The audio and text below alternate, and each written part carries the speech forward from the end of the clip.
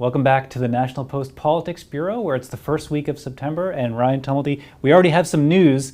You and I were not ready for it yesterday. We were not shaven or wearing nice clothes. So today we're going to shoot a video for you explaining why Jagmeet Singh and the NDP have broken their confidence and supply agreement with the Liberal Party of Canada. This was a deal that basically kept Justin Trudeau in power for 3 years. It made Parliament a lot easier for them, and it got some NDP priorities through the House. Why would Jagmeet Singh break this deal? You know, that's the question that all of Ottawa is asking right now. Jagmeet Singh is in third place in every national poll that we have seen. I think, though, ultimately the decision to do this was about breaking that mold. Mm-hmm. You know, up until now, the Liberals had been talking about an election next fall. That's when the fixed election date is.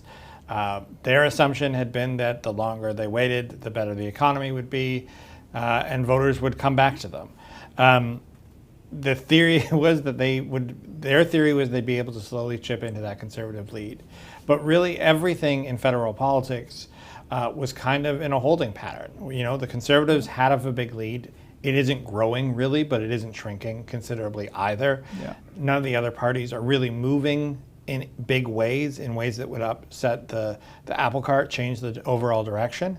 Yeah. So this has the potential to do that. This has the potential to change what everyone thought was the outcome we were all headed towards. And I think they decided to err on the side of change. Yeah, and we weren't the only ones surprised by this. I think most of political Ottawa was surprised, and were the Liberals also surprised? Yeah, I mean, full credit to the NDP for keeping a secret in Ottawa. Because yes, the Liberals were surprised. I've heard from multiple people now that they only found out yesterday around the same time the rest of us found out. Mm. So as far as they understood, you know, this was a deal that was working. The Liberal House Leader, Karina Gould, at the cabinet retreat just, last week, said that she fully expected the deal would run all the way till June 2025. She didn't see it collapsing before then. So certainly the Liberals were planning that this deal would stay in place. They were planning for an October 2025 election. Yeah. And this caught them by surprise.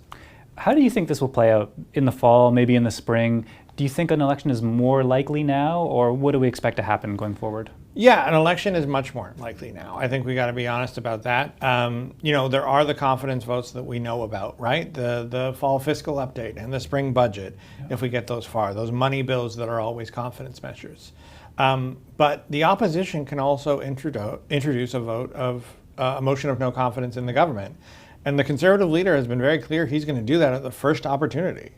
I think it will be difficult for the NDP, not impossible, but it would be difficult for the NDP with Jagmeet Singh having said yesterday that the Liberals are selfish, that they are weak, that they are beholden to corporate interests, that they won't stand up to the little guy, for when a vote of no confidence comes up to say, yeah, but we're going to keep you going for another couple months.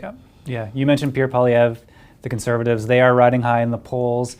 How does this affect their upcoming fall, and how does this affect their chances?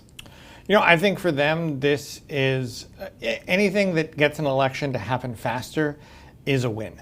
I think the Liberal theory of the election, of re-election as it is that they will deliver on the programs that they have promised. So things like dental care and pharmacare, child care, having those daycare fees actually hit that $10 a day margin. And that they, going into an election in the fall of 2025, Canadians will be in a better economic situation, interest rates will be lower, and they'll have all these programs that they're wondering about whether or not a Conservative government will continue. Yeah. So the Liberal re-election plan was based on time. Mm-hmm. And yesterday they probably lost some of it. Okay, thank you, Ryan. We have 2 by-elections coming up September 16th to keep an eye on. Those will be interesting given the new world we're in. Keep an eye on us, keep an eye on nationalpost.com, and we'll see you next time.